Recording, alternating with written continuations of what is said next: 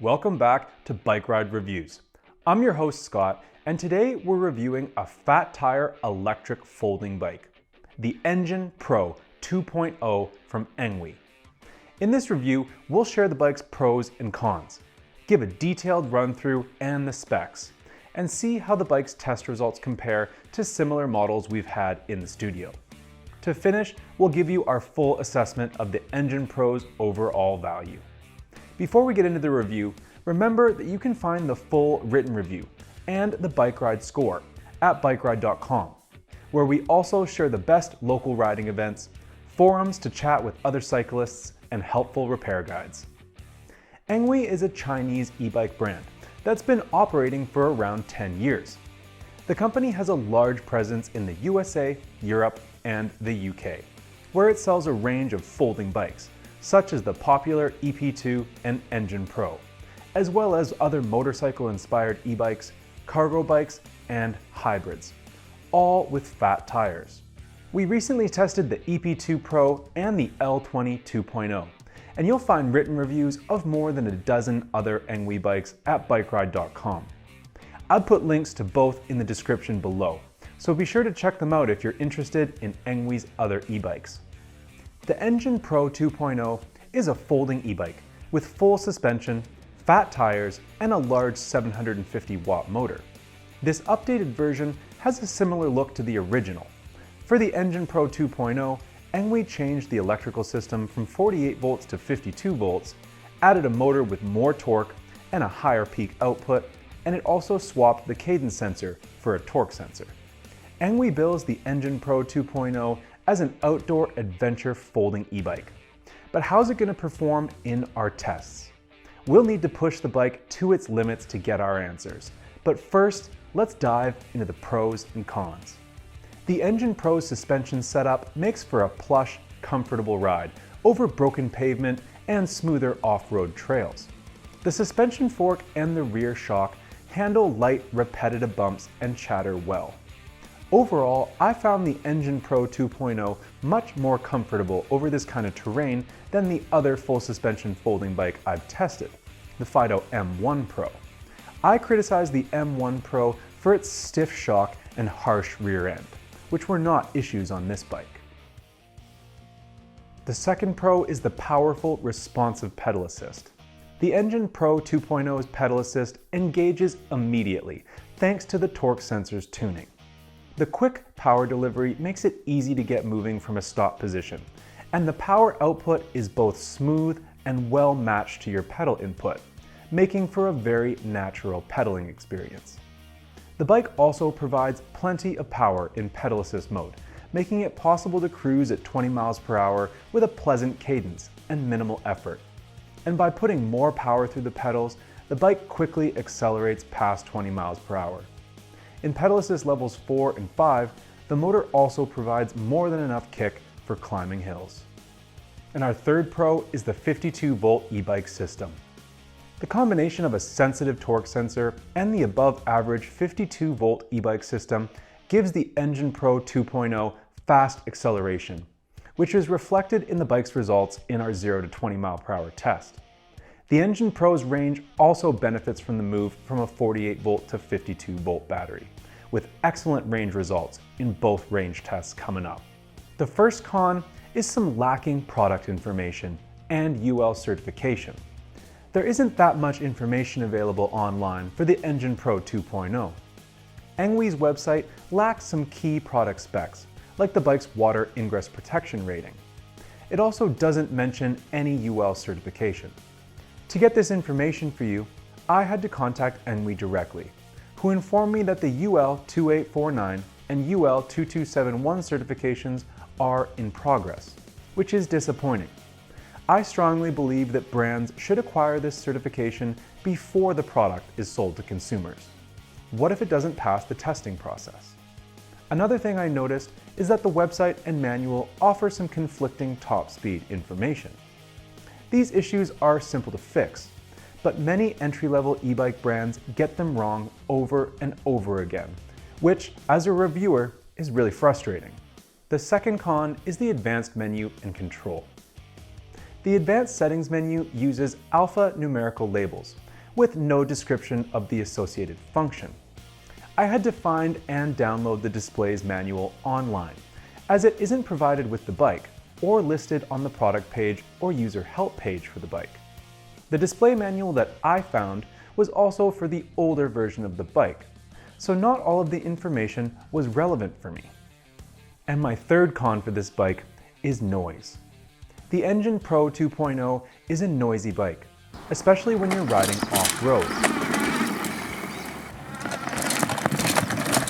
The most alarming noise for me was a loud clunk from the suspension fork every time it rebounded from being compressed.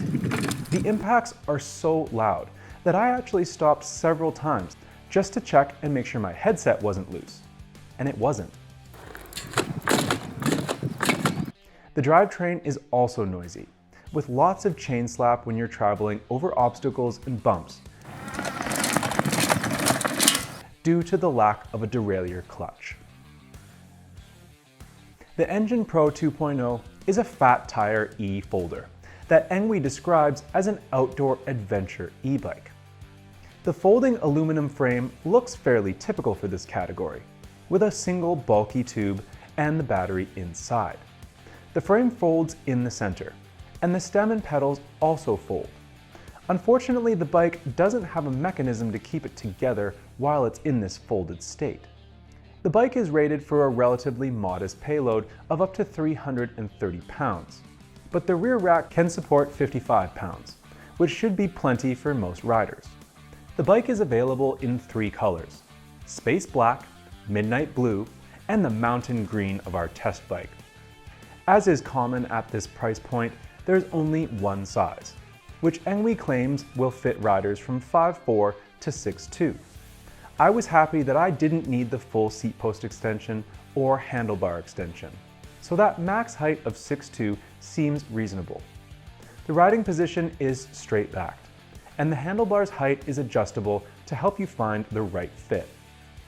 ENGWE provides a 3-amp charger for the 52-volt 16-amp-hour battery, and a full charge takes around 7 hours.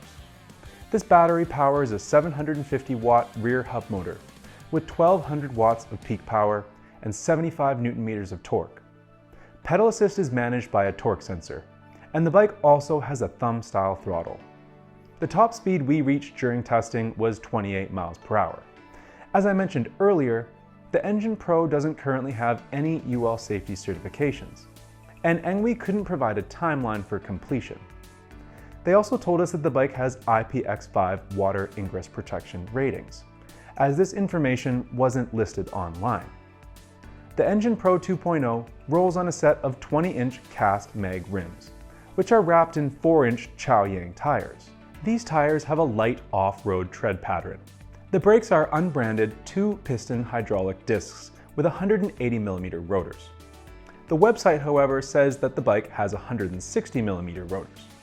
But ENGWE confirmed to me that it's meant to come with the 180mm rotors, and the spec listed online is incorrect. The drivetrain consists of a Shimano Altus derailleur and trigger shifter, as well as an 8-speed 14 to 28 tooth freewheel, and a 170mm aluminum crankset with a 52 tooth chainring. The suspension components included a 90mm travel coil suspension fork with lockout and preload adjustment, and it also has a non-adjustable 30mm rear shock. Finally, the cockpit has locking rubber grips with an ergonomic flare, a thumb-style throttle, horn, 3-inch color display which is mounted in portrait, and the trigger shifter. The other touch points include a well-padded K-San comfort saddle and folding aluminum pedals. These pedals have small metal pegs, but they're pretty slippery when you get them wet. The Engine Pro 2.0 performed well in both hill tests. It reached the top of the longer, shallower climb in 3 minutes and 3 seconds, which was faster than Velotric's Fold 1 and ENGWE's own EP2 Pro, but it was slower than ENGWE's L20 2.0 and Fido's M1 Pro. The higher speeds achieved by the L20 2.0 and M1 Pro are likely due to the cadence sensors that those bikes use. If I put in a lot of pedal power, I might be able to get a better time, but I do try to maintain the same level of exertion during all the hill climb tests to avoid influencing the test results that much. On the shorter, steeper climb, the Engine Pro 2.0 achieved a time of 2 minutes and 29 seconds and was only outperformed by the FIDO M1 Pro, which came in 10 seconds faster. The Engine Pro 2.0 also outperformed all of our comparison bikes in the 0 to 20 acceleration test, making good use of its 52-volt system and responsive torque sensor. Impressively, this rapid acceleration didn't feel jerky to me, with a 6-second acceleration at pedal assist and 8 seconds using the throttle. The Engine Pro 2.0 also returned solid range in our pedal assist 5 range test, traveling over 30 miles and beating all of the comparison bikes by between 4 and 10 miles. That said, this bike does have a much larger battery than some of the others. The bike also performed well in our pedal assist 3 real-world range test, covering over 40 miles with almost 1,500 feet of elevation gain. The only bike that managed to exceed this was ENGWE's own EP2 Pro, which reached 41.2 miles at a slower average speed of 12.6 miles per hour.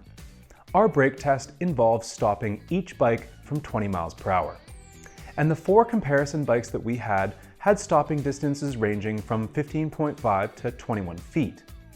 The Engine Pro 2.0 falls right in the middle of this range with its result of 18 feet. A respectable and, more importantly, safe performance. The Engine Pro 2.0 has a comfortable straight back riding position, and I was able to get full leg extension with around 1 inch of seat post left until the minimal insertion mark. With the saddle set at the right height, I had the handlebars height set in the middle of its adjustment range. So I think slightly taller riders could also find a comfy position on this bike, and the 6 feet 2 inch max height seems accurate to me. Unfortunately, we weren't able to test the low end of the stated height range.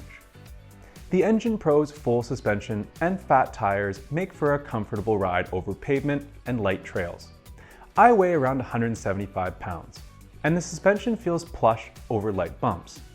However, the combination of soft suspension and fast rebound results in an extremely bouncy ride over more aggressive terrain. This is accompanied by a loss of traction, making the Engine Pro 2.0 a poor choice for true off-roading. Unfortunately, neither the front nor the rear suspension has rebound adjustment. Overall, I enjoyed the bike's upright position and ride quality over pavement and smoother trails, but it's not really suited to chunkier terrain. The Engine Pro ships as a Class 3 e-bike with a 20 mph throttle limit and a 28 mph pedal assist limit. As we discussed in the testing data, the bike accelerates quickly thanks to the sensitive torque sensor and the 52-volt system. Impressively, the acceleration is smooth, not jerky. I also enjoyed the throttle's delivery of power. The 5 pedal assist levels offer a good spread of speed. Over level ground, the difference between each level is notable.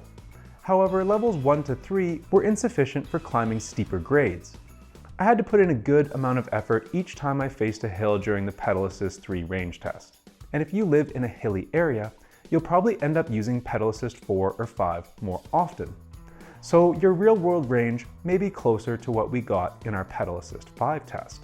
In pedal assist 5, this bike easily cruises at 20 miles per hour with a steady pedal cadence and minimal effort. The 8-speed Shimano Altus trigger shifter works well, but the gearing range isn't ideal, as I did begin to experience ghost pedaling above 22 miles per hour. I found the motor to be pretty quiet throughout testing. It produced the typical whine of a hub motor, but it doesn't make the same high-pitched whine at full power, like many other units that I would complain about. During the pedal assist 5 range test, I noticed that the first 2 bars of the 5-bar battery indicator disappeared very quickly, but the final 2 bars lasted a long time. This ended up giving me some range anxiety in the beginning, and the same thing happened in the pedal assist 3 test, where the first bar was used up after just 2 miles, even though the battery ended up going for over 40 miles. The battery also fluctuates by 1 bar if you turn the bike off and on again. For example, it jumps from 4 back up to 5 bars, and shortly after, it drops back down again. The battery display does have a final low battery warning, which is an empty flashing bar.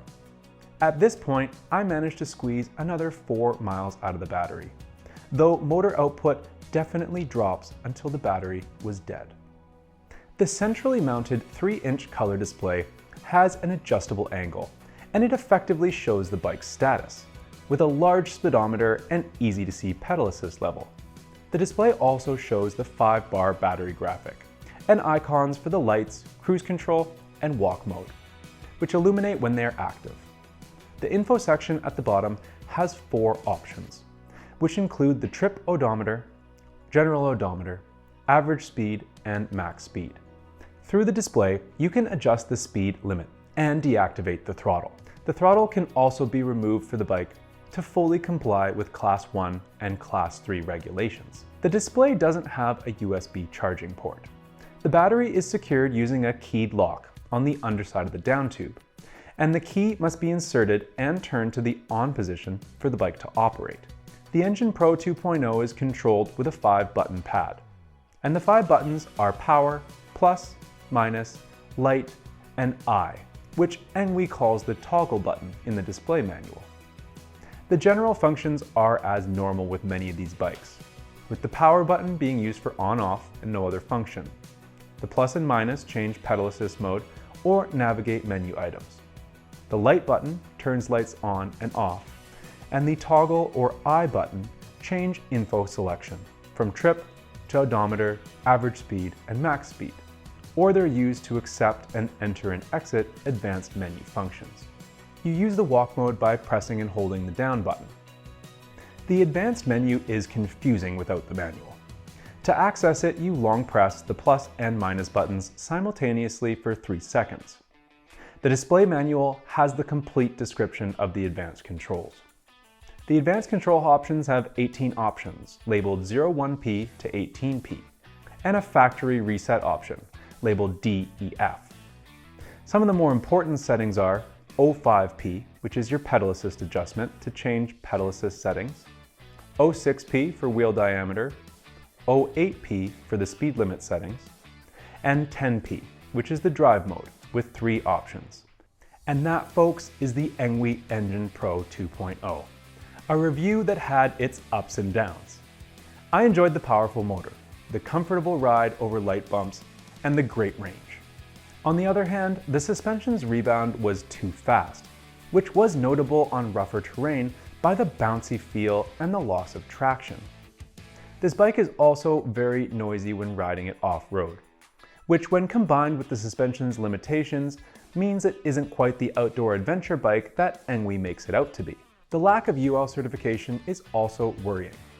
With all that in mind, if you're looking for a folding e-bike with a budget-friendly price, plenty of power and speed, as well as solid range, the Engine Pro 2.0 might be worth considering, as long as you can put up with the drawbacks that we've outlined. If you do buy it, we recommend sticking to pavement and smoother trails. What do you think about the Engine Pro 2.0 yourself?